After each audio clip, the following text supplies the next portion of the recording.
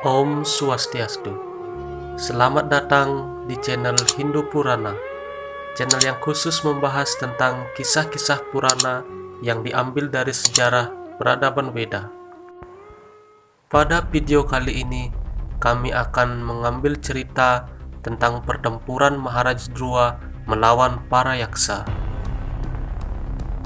Dalam kitab Bhagavata Purana, Skanda 4 bab 10 dijelaskan tentang bagaimana Dhruva membalas kematian adik laki-lakinya melawan para yaksa. Setelah Raja Utanapada mengangkat Dhruva Maharaj menjadi raja dan menikahkan anaknya, Raja Utanapada pergi ke hutan untuk menjalani keinsapan diri. Dhruva kemudian memimpin kerajaan dengan penuh keadilan. Adik laki-laki Maharaj Dhruva Utama yang masih belum menikah suatu hari pergi melakukan wisata berburu dan kemudian terbunuh oleh seorang yaksa yang sangat tangguh di pegunungan Himalaya. Ketika Maharaj Dhruva mendengar tentang terbunuhnya Utama, saudaranya, oleh para yaksa di pegunungan Himalaya, karena diliputi kesedihan dan kemarahan, ia menaiki keretanya lalu pergi untuk menundukkan kota para yaksa Alakapuri. Maharaj Dhruva pergi ke arah utara wilayah Himalaya. Di sebuah lembah, ia melihat sebuah kota yang penuh dengan hantu yang merupakan pengikut Dewa Siwa. Begitu Maharaj Dhruva tiba di Alakapuri, ia langsung meniup kerang sangkanya dan suaranya bergema di seluruh angkasa dan ke segala penjuru. Istri-istri para yaksa menjadi sangat ketakutan. Dari sorot matanya nampak jelas bahwa mereka sangat cemas. Pahlawan-pahlawan tangguh para yaksa, karena tidak sanggup mentoleransi gema suara kerang sangka Maharaj Dhruva, keluar dari kotanya sambil membawa senjata lalu menyerang Dhruva. Maharaj Dhruva yang merupakan penunggang kereta yang tangguh dan tentu juga pemanah yang hebat, segera mulai membunuh mereka dengan secara bersamaan melepaskan 3 panah sekaligus. Ketika pejuang-pejuang para yaksa melihat bahwa semua kepala mereka terancam seperti itu oleh Maharaj Dhruva, dengan mudah mereka menyadari keadaan yang sedang serba sulit, dan mereka menyimpulkan bahwa mereka pasti akan kalah. Namun, sebagai pejuang, mereka memuji tindakan Dhruva.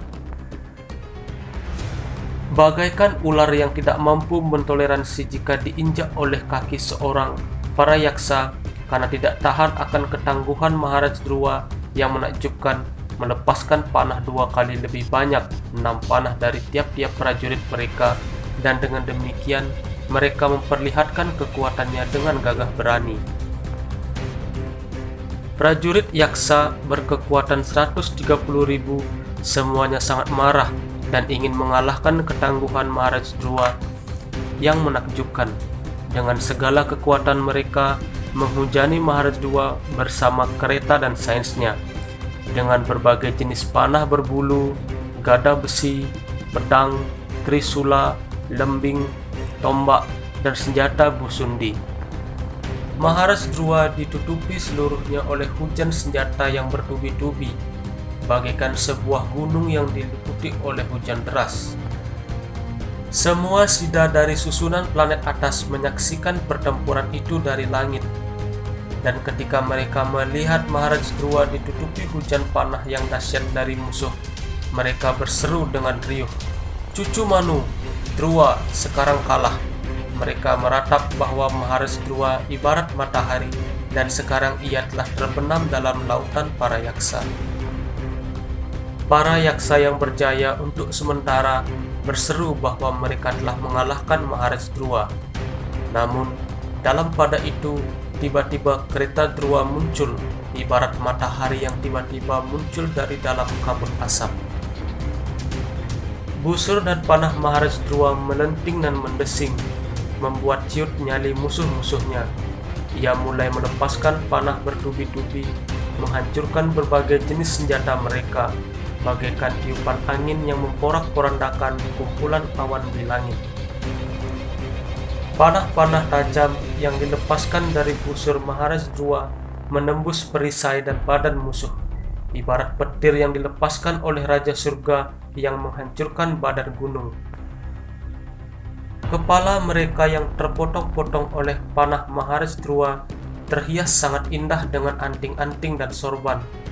Kaki-kaki dari badan mereka seindah pohon palem keemasan. Lengan-lengan mereka terhias dengan gelang emas, dan di kepalanya terdapat mahkota yang ternilai sangat tinggi terhias dengan emas. Semua perhiasan yang berserakan di medan perang ini sangat menarik dan mampu membingungkan pikiran seseorang pahlawan. Para yaksa yang tidak terbunuh, anggota badan mereka terpotong-potong oleh panah Maharaj Dhruva, sang prajurit tangguh. Demikianlah mereka mulai melarikan diri, bagaikan gajah yang lari ketika dikalahkan oleh seekor singa. Maharaj Dhruva yang terbaik di antara umat manusia melihat bahwa di medan perang besar itu tak seorang pun di antara prajurit lawan yang masih tersisa berdiri dengan senjata yang layak.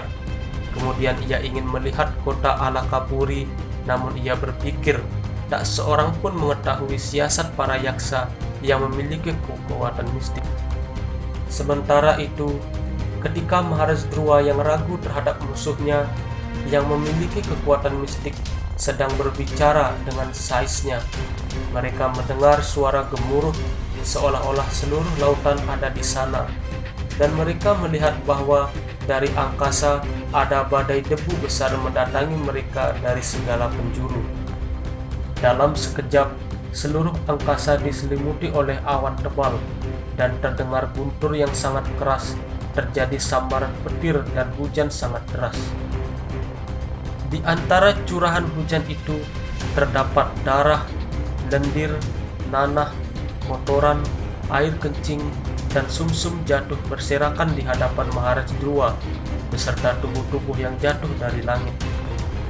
Kemudian sebuah gunung besar terlihat di angkasa, dan dari segala penjuru berjatuhan hujan batu beserta tombak, gada, pedang, martil serta pecahan-pecahan batu besar.